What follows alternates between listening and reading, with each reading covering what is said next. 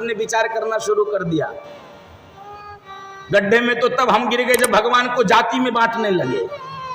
अभी तो सगुण निर्गुण तक ही था मामला, अब भगवान जातियों में बंटने लगे। सब जाति के अलग अलग भगवान हो गए। हम लोगों की बुद्धि पे पत्थर पड़ चुका है। हम अपने को धार्मिक मानते तो हैं, बढ़िया चंदन लगाते हैं, धोती कुर्ता पहन लेते हैं, बढ़िया यज्ञोपवीत धारण कर लेते हैं, बढ़िया चोटी रख लेते हैं, बढ़िया मंदिर तीर्थ सब करते हैं, लेकिन बुद्धि में वही क्षुद्रता, वही भेद बुद्धि, वही हद कर दिया। मेरी प्रार्थना है व्यासपीठ से 2 लोगों को बख्श दीजिए, बाकी तो आप बख्श नहीं पाएंगे मैं जानता हूं, फिर भी 2 प्रार्थना कर रहा हूं, भगवान और महापुरुष जी। बाकी तो जो आप कर रहे हैं करिए, मैं कुछ नहीं कर सकता हूं। 2 लोगों को छोड़ दिया जाए, महापुरुष को और भगवान को, इनको जातियों में मत बांटा जाए।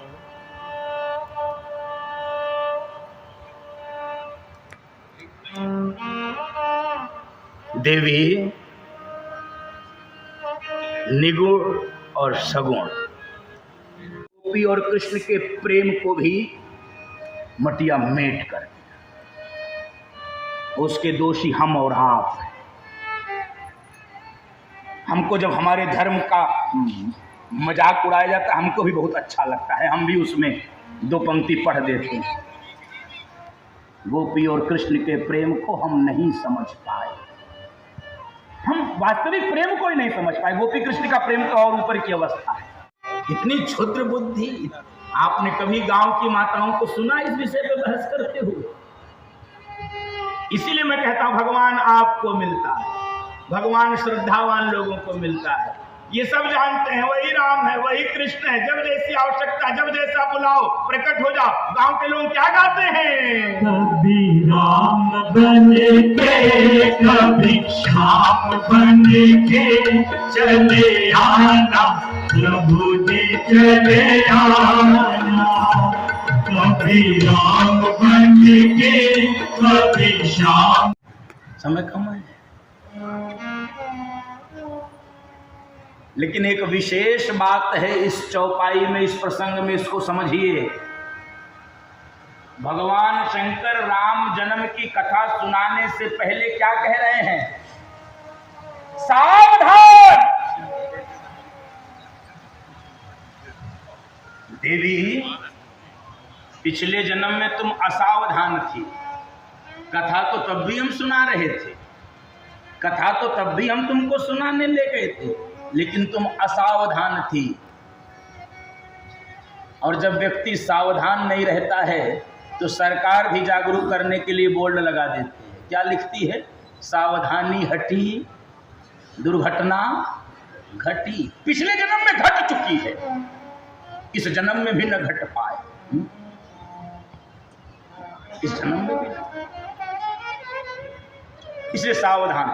और बंधुओं माताओं, जब भी कथा सुनिए, जब भी लीला सुनिए, कड़ा मैंने बोल दिया, ये सीखिए। ये मानस की ये चौपाइयाँ, ये जीवन शास्त्र है, ये सामान्य शास्त्र नहीं, ये कोई कहानी सुनाने के लिए नहीं मैं बैठा हूँ, ये जीवन शास्त्र है। लगा कि कठोर बोल दिया हूं तो तुरंत मीठा शब्द बोला। क्या? सुमति। हे सुमति, तुम सुमति हो ऐसे तो, लेकिन आपके मन में विचार उठना चाहिए कि जब सुमति है तो सावधान करने की क्या आवश्यकता है? जब ये सुमति है तो सावधान क्यों करना? तो याद है सुंदरकांड की चौपाई, सुमति कुमति सब के सुमति कुमति सबके नाथ पुराण निगम हस कहरी, नाथ पुराण निगम हस कहरी। जहाँ सुमति का संपत्ति नाना, जहाँ सुमति का संपत्ति नाना, जहाँ सुमति का विपत्ति निधाना। सुमति कुमति सबके हरी, सुमति कुमति सबके उर हरी। सबके उर में रहती है, इसलिए सावधान रहना चाहिए। कब सुमति कुमति में बदल जाए, कब कुमति सुमति में बदल जाए, इसलिए सावधान। ये दोनों सगी बहनें हैं, सुमति कुमति सगी बहनें हैं, इनमें अंतर करना बहुत कठिन है। ये दोनों एक बार ब्रह्मा जी के पास गई, कहीं कि कुछ अंतर तो कर दो, हम एक जैसे लगते हैं, जैसे भरत और राम जी एक जैसे लगते हैं, भरत राम ही की अनुहारी, ऐसे ही सुमति कुमति एकदम सगी बहनें एक जैसी लगती हैं। ब्रह्मा जी से अपने पिता से कह रही है कि हम दोनों में कोई पहचान तो बता दो। ब्रह्मा जी ने कहा मैं बेटा क्या पहचान, मैं तो समझ में नहीं पाता हूं, फिर भी चलो एक प्रयोग करते हैं, ध्यान से सुनिएगा। क्या प्रयोग किया? सुमति बेटा जरा उठो, जाओ आगे। सुमति उठी, आगे गई, लौट आओ, बैठो। कुमति उठो, जाओ आगे, लौट आओ, बैठो। पिताजी आपने क्या किया? मैं जांचना चाहता था अंतर तुम दोनों में। तो क्या अंतर जांच पाए?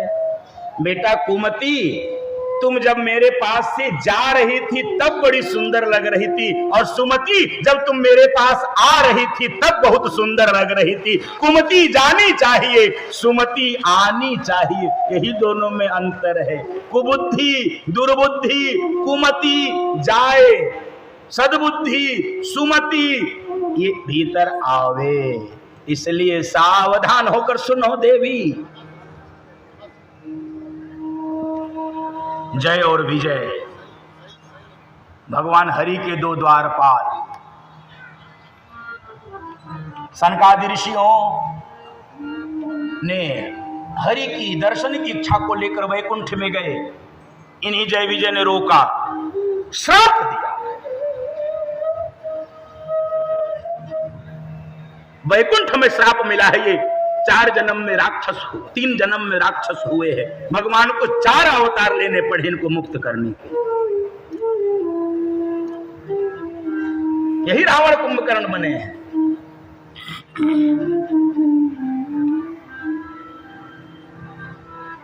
यही हिरण्याक्ष हिरण्यकश्यप बने हैं। भगवान को बार बार इनको मुक्त करने के लिए आना पड़ा है।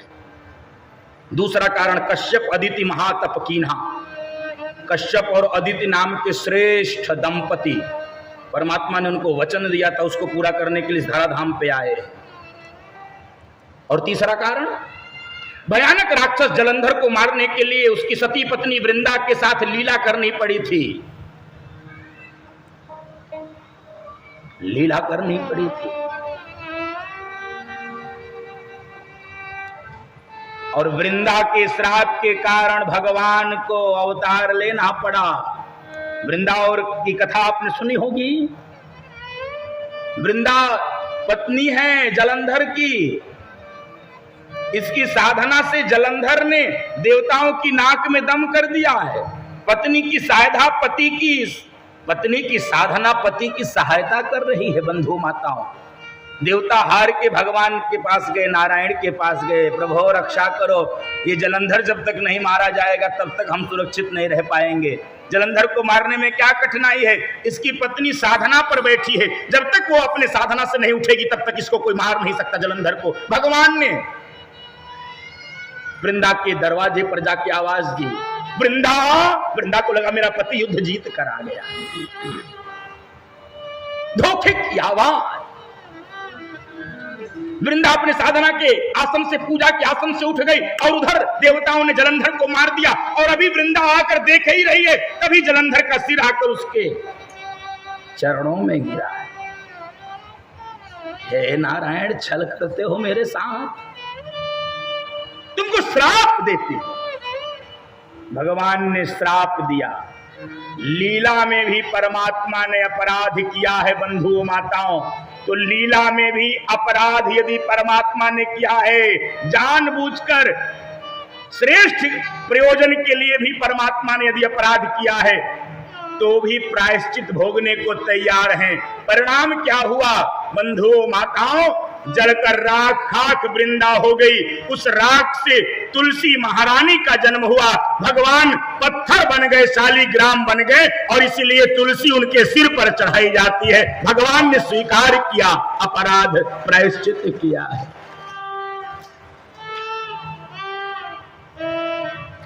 और चौथा कारण बड़ा महत्वपूर्ण कारण है बंधु माता, इसलिए भगवान शंकर थोड़ा समय लेकर सुना रहे विस्तार से। नारद श्राप दीन एक बार, नारद श्राप दीन एक बार, कल्प के कहते ही लगी अवतारा, कल्प के कहते ही लगी अवतारा, गिरिजा सकीता भाई सुनवानी, गिरिजा सकीता भाई सुनवानी, नारद विष्णु भगत कोई ज्ञानी, नारद विष्णु भगत कोई ज्ञानी, कारण कावन श्राप मुनि दीना, कारण कावन श्राप मुनि दीना,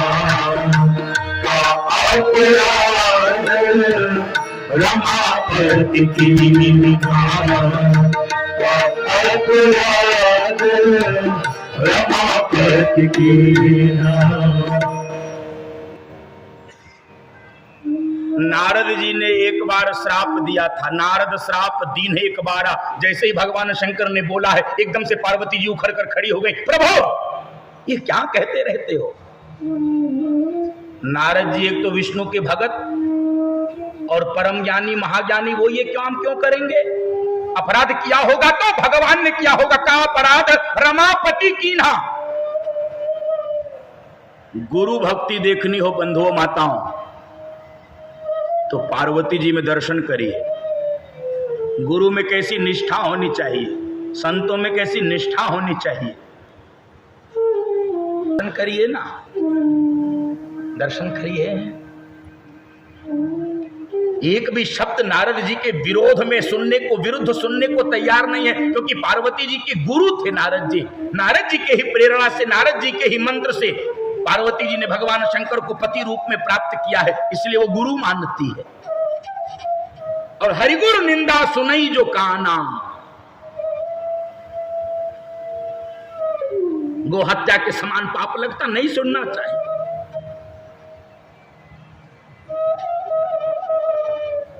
बंधु माताओं, गुरु के प्रति ये निष्ठा इसलिए होनी चाहिए क्योंकि ब्रह्मा के कोप को गुरु शांत कर सकते हैं, लेकिन गुरु यदि कुपित हो जाए तो ब्रह्मा भी शांत नहीं कर सकते। गुरु में ये शक्ति होती है, इसलिए हम कहते हैं गुरु ब्रह्मा, गुरु विष्णु, गुरु देवो महेश्वरः। तीन तीन शक्तियां एक साथ विद्यमान हैं।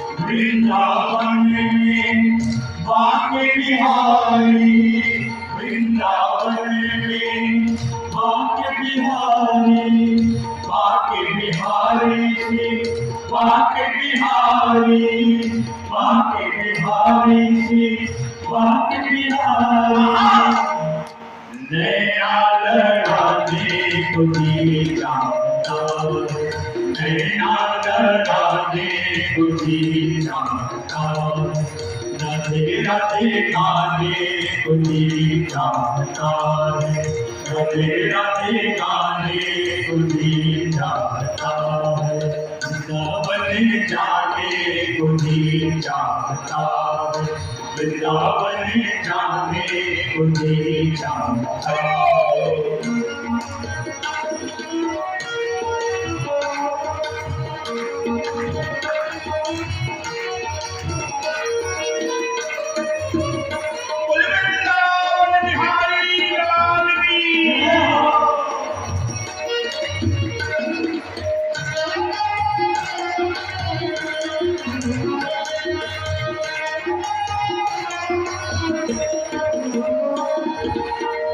वृंदावन में यमुना महारानी, वृंदावन में यमुना महारानी, यमुना महारानी से यमुना महारानी, यमुना महारानी से यमुना महारानी। रूप का सिया राम जय जय राम, राम सिया राम जय जय राम। पूछे भगवती प्रसन्ना,